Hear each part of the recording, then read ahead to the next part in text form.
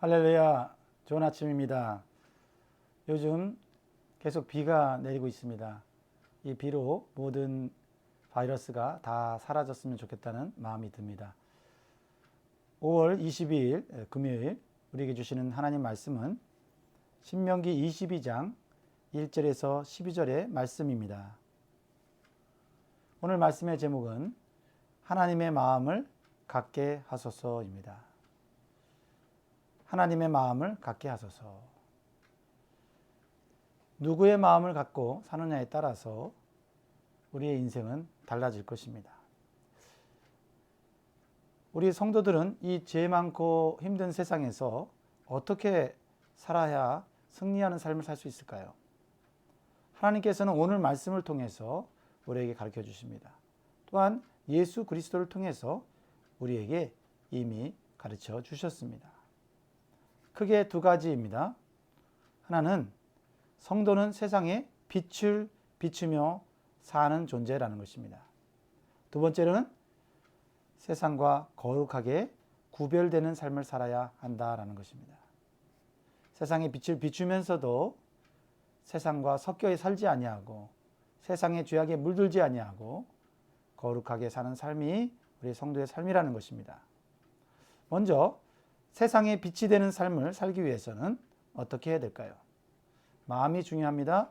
잃어버린 자의 심정을 가져야 합니다. 잃어버린 자의 심정을 가져야 한다라는 것입니다. 여러분, 뭔가 귀중한 것을 잃어버린 적이 있으십니까? 저도 있습니다. 어렸을 때 동생을 길에서 잃어버린 적이 있습니다. 후에 부모님과 함께 찾았지만 그 잃어버렸을 때의 그 충격과 그 고통은 너무나 큽니다. 그렇습니다. 귀중한 물건이나 사랑하는 사람을 잃어버린 사람은 그 마음이 너무 힘들고 고통스럽습니다. 그래서 다른 사람이 잃어버린 물건을 보았을 때 오늘 말씀은 그것을 찾아주라는 것입니다. 1절 말씀을 같이 읽습니다. 내 형제의 소나 양이 길을 잃은 것을 보거든 못 본 채 하지 말고 너는 반드시 그것들을 끌어다가 내 형제에게 돌릴 것이요. 잃어버린 사람의 마음을 이해하고 도와주는 것은 하나님의 마음을 아는 복된 성도의 모습인 것입니다. 물건뿐만 아니고 삶 가운데 갈 길을 잃어버리고 인생 가운데 방황을 하며 또 물질이 없어 고통받는 이웃들을 돕는 것도 하나님의 마음을 아는 복된 성도의 모습입니다. 그래서 요한일서 3장 17절에 18절에 이렇게 말씀하고 있습니다. 누가 이 세상의 재물을 가지고 형제의 궁핍함을 보고도 도와줄 마음을 닫으면 하나님의 사랑이 어찌 그 속에 거하겠느냐. 자녀들아, 우리가 말과 혀로만 사랑하지 말고 행함과 진실함으로 하자. 오늘 우리가 우리 주변에 있는 사람들 가운데 고통받는 사람들을 기억하고 위로하고 격려하는 한 날 되면 좋겠습니다. 2절을 보면요. 내 형제가 내게서 멀거나 또는 내가 그를 알지 못하거든 그 짐승을 내 집으로 끌고 가서 내 형제가 찾기까지 내게 두었다가 그에게 돌려줄지니.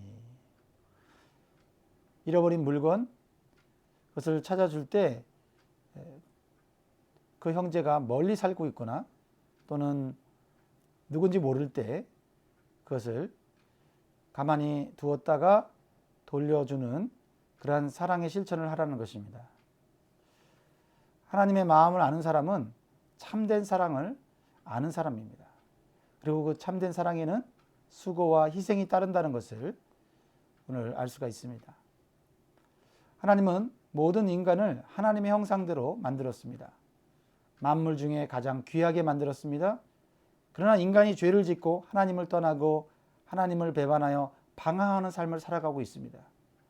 하나님은 이 잃어버린 영혼들을 애타게 찾고 계십니다. 다시 구원하여 회복하기를 원하십니다. 그래서 자신의 귀한 아들을 이 땅에 보내셔서 큰 희생을 치르시고 그들을 구원하시는 길을 열어 놓으신 것입니다. 누가복음 15장에 보면 잃어버린 자의 비유가 납니다. 바로 하나님의 마음을 우리에게 가르쳐 주시는 것이죠. 한 마리의 잃어버린 양을 찾기 위해서 애를 쓰시는 목자 대신 하나님의 모습을 보여주고 계십니다. 그리고 양을 찾았을 때 잔치를 벌이고 기뻐하는 모습, 그 모습이 바로 하나님의 모습이고 하나님의 마음이라는 것입니다.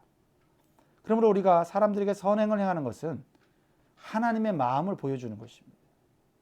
무엇보다도 복음을 통해서 잃어버린 영혼들에게 예수 그리스도의 복음을 전하는 일은 하나님께서 가장 기뻐하시는 일이라는 것입니다. 특별히 요즘 코로나 바이러스로 힘들고 우울하고 고통받는 사람들이 많이 있습니다. 그들을 위해 기도할 뿐만 아니라 그들에게 위로의 말씀, 이 구원의 복음, 천국의 소망을 나눌 수 있기를 바랍니다. 하나님께서 기뻐하시는 삶, 두 번째는 무엇일까요? 세상과 거룩하게 구별된 삶을 살라 하는 것입니다. 세상과 거룩하게 구별하며 사는 것이 성도의 삶이다. 5절 말씀을 보면 이렇게 나와 있습니다.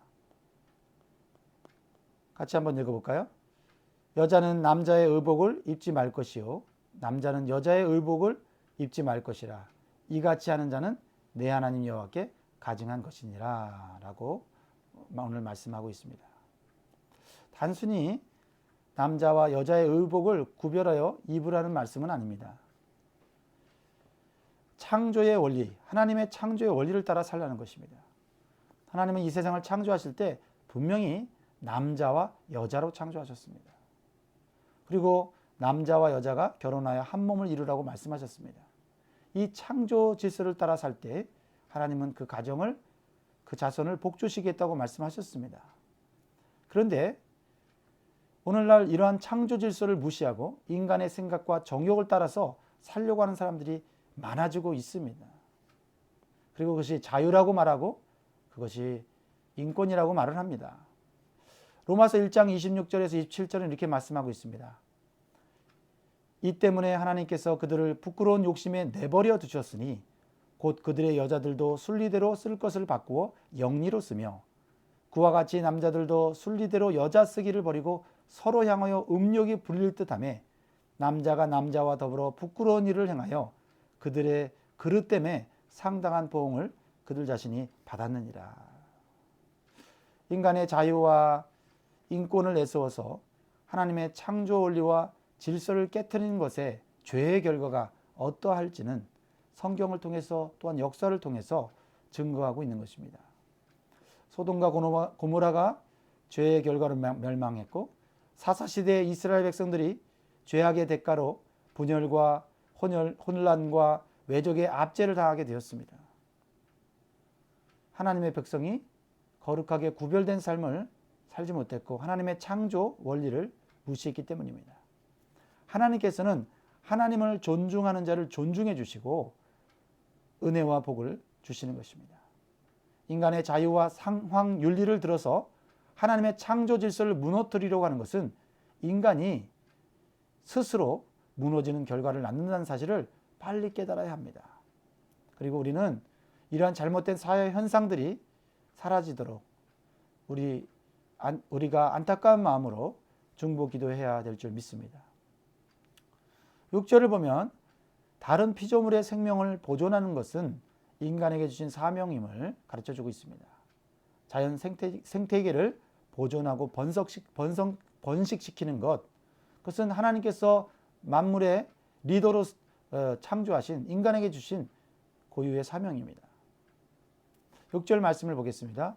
길을 가다가 나무에나 땅에 있는 새의 보금자리에 새 새끼나 알이 있고 어미새가 그의 새끼나 알을 품는 것을 보거든 그 어미새와 새끼를 아울러 취하지 말고 라고 말하고 있습니다. 그렇습니다. 어미새를 보호함으로 말미암아서 생명을 보존하고 또 자연 생태계를 계속해서 번식하게 하는 것, 우리 인간의 또한 사명이라는 것을 깨우쳐주고 있는 것입니다. 인간의 욕심이 어미새와 새끼를 또 씨까지 말리는 그러한 행위는 하나님의 창조 질서를 깨트리는 것입니다. 7절에 보면 좀 더 자비를 베푸는 것은 복을 누리고 장수하는 길임을 또한 가르쳐주고 있습니다.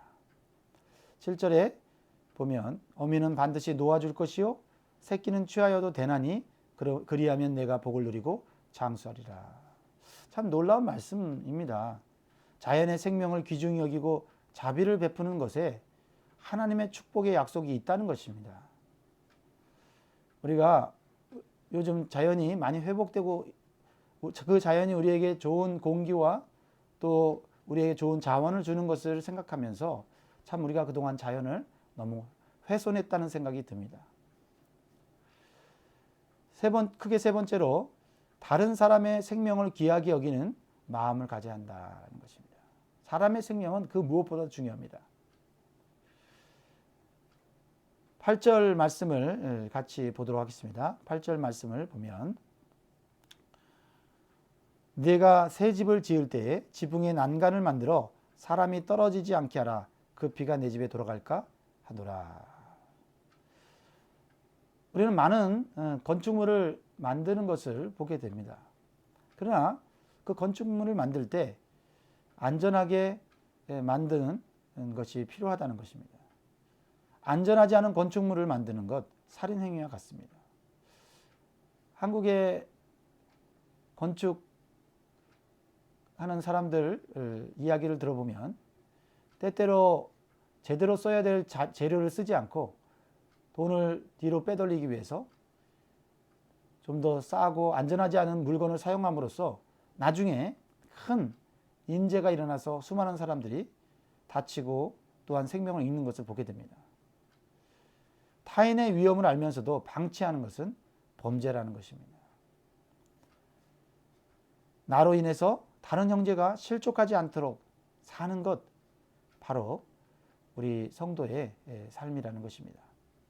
그래서 마태복음 18장 6절에 보면 누구든지 나를 믿는 이 작은 자 중 하나를 실족하게 하면 차라리 연자 맷돌이 그 목에 달려서 깊은 바다에 빠뜨려지는 것이 나으니라 라고 말씀하고 있습니다.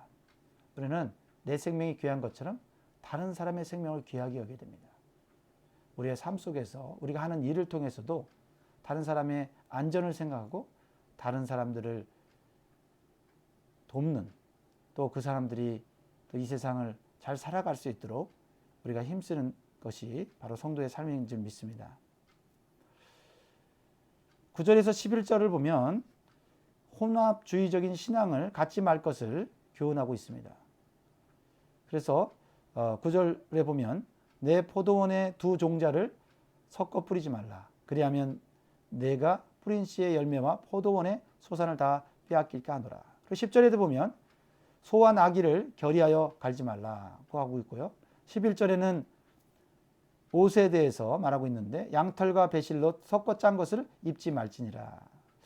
전체적으로 섞어 혼합하지 말라는 것입니다. 두 종자를 섞어 뿌리지 말라는 것은 땅이 황폐케 되는 자연적인 현상도 있지만은 이스라엘 백성들, 하나님의 백성들이 애국과 같은 이방인들의 삶의 방식과 구별된 삶을 살도록 명령하시는 것입니다. 세상의 기준대로 눈에 보기에 좋은 것이나 화려함을 따라 하지 말라는 것입니다. 하나님의 말씀을 따라 사는 삶을 선택하라는 것이죠. 또한 일상생활 속에서 이렇게 섞거나 혼합하지 않는 훈련을 함으로써 오직 하나님만 믿는 순수한 신앙을 가르쳐 주기 위한 것입니다. 가나안 땅에는 다신을 섬기고 우상 숭배하는 이방인들이 많이 있었습니다. 그들의 삶과는 다른 삶을 살기 위해서 이렇게 구별된 삶을 훈련하라는 것입니다. 그렇습니다. 성도는 세상과 구별되는 옷을 입어야 합니다. 옷은 신앙과 인격을 의미하지요.